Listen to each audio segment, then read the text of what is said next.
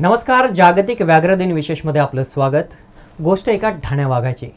महाकाय आणि रुबाबदार देहयष्टी, ऐटबाज चाल, धारदार नजर, त्यामुळे त्याला बघताच अनेकांच्या अंगाचा थरकाप उडायचा. जुलै 2013 ते एप्रिल 2016 अशा 3 वर्षाच्या त्याच्या वास्तव्याने स्थानिक गावांना अर्थ प्राप्त, तर वन आणि वनसंरक्षणाला मिळालेले अभयदान शिवाय जागतिक कीर्ती त्याने आपल्या एकट्याच्या बळावर कमावली. म्हणूनच तो जंगलाचा राजा शोभत होता. मात्र गेल्या 3 महिन्यांपासून बेपत्ता असल्याने त्याचा अधिवास आज सुनासुना झालाय.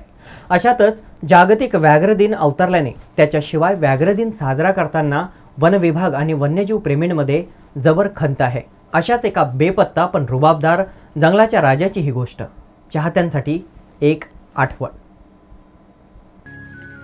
जय उमरेडकरांना अभयारण्यातील ठाण्या वाघ, देशातील प्रथम क्रमांकाचा तर आशियातील द्वितीय क्रमांकाचा बलदंड आणि महाकाय देहाचा, शिकारीचा छंदवेडा, अतिशय कामुक आणि लोकांमध्ये मिसळण्याची सवय. यामुळेच तो अल्पावधीत प्रचंड लोकप्रिय झाला. त्याच्या लोकप्रियतेमुळे त्याने उमरेडकरांना अभयारण्याला जागतिक कीर्ती मिळवून दिली. सध्या जय अभयारण्यातून बेपत्ता असल्याने वन विभाग, वन्यजीव संरक्षक आणि जयचे चाहते हताश आहेत. गेला जय कुणीकडे या एकाच प्रश्नाने आज सुमारे 10 स्वयंसेवी संस्थांना वन विभागाने हाताशी घेत युद्धस्तरावर शोधकार्य सुरू केले आहेत. मात्र अद्याप तो गवसलाच नाही.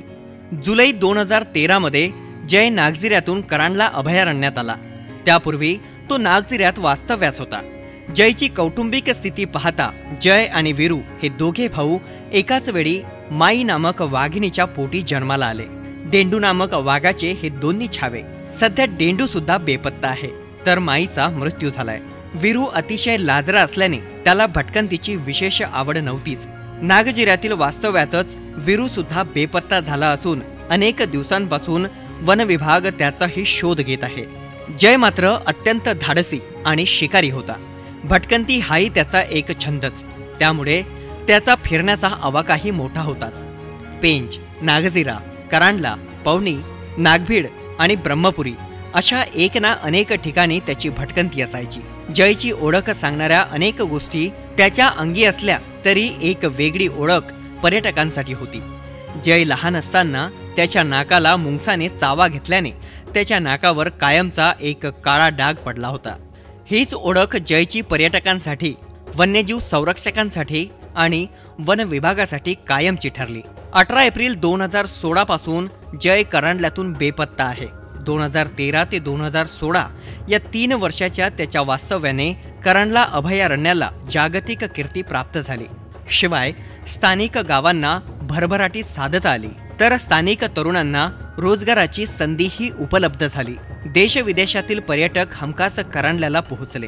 तसेच देशातील वलय असलेले सेलिब्रिटी सुद्धा करांडल्यात येऊन गेले आहेत. केवळ जयची एक झलक बघण्यासाठीच चाहत्यांचा गराडा नेहमीच करांडल्यात एकवटला होता. जयने 3 वर्षाच्या वास्तव्यात करांडला अभयारण्यात विविध वाघिणींशी सहवास करून सुमारे 20 छाव्यांना जन्मास घातले. आणि केवळ जन्मासच घातले नाही, तर हे छावे शहाणे होईस्तोवर त्यांचे संरक्षण सुद्धा केले. जयची लोकांमध्ये मिसळण्याची सवय असल्याने तो लोकप्रिय झाला. शिवाय वन्यजीव छायाचित्रकारांनाही तो नेहमीच आपल्या ऐटदार पोज देऊन छायाचित्रकारांना स्वतःकडे आकर्षित करायचा. त्यामुळेच देशात सर्वाधिक फोटो क्लिक झालेला जयचा एक वेगळा रुबाब ठरतो. सोशल मीडियापासून ते प्रसार माध्यमांपर्यंत देखील या रुबाबदार जयची दैनंदिन एक तरी हेडलाईन असायची.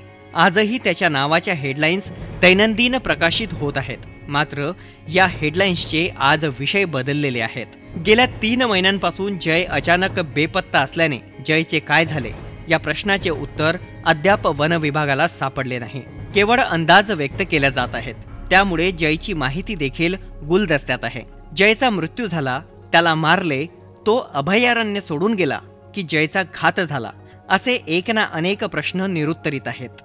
शिवाय जय जसा पर्यटकांसाठी हिरो ठरला, तसा तो स्थानिक गावकऱ्यांसाठी विलन ठरला होता का, असाही प्रश्न आहेच. त्यामुळे घातपाताची शक्यताही नाकारता येत नाही. आज जागतिक व्याघ्र दिन असताना सर्वाधिक लोकप्रिय जयचे नसणे हृदयाला छेद देणारी बाब आहे. मात्र दुसरीकडे जयवर भरभरून प्रेम करणारे जयचे चाहते त्याच्या परतण्यासाठी होम हवन करून ईश्वरचरणी साकडे घालत आहेत. एकूणच जयच्या चाहत्यांची उत्सुकता आता शिगेला पोहोचली असून पुन्हा त्याची एक नजर पाहण्यास चाहते पर्यटक आतुर आहेत. वाघ दिसताच अनेकांची भंबेरी उडत असते. मात्र जयने सुद्धा तेवढेच भरभरून प्रेम चाहत्यांवर केले असावे म्हणूनच त्याच्या परतण्यासाठी प्रार्थना केली जात आहे. तर दुसरीकडे जयच्या आतुरतेत चिंता, भय देखील चाहत्यांमध्ये एकवटली आहे. आता जयने लवकर चाहत्यांना दर्शन देणे गरजेचे झाले आहे.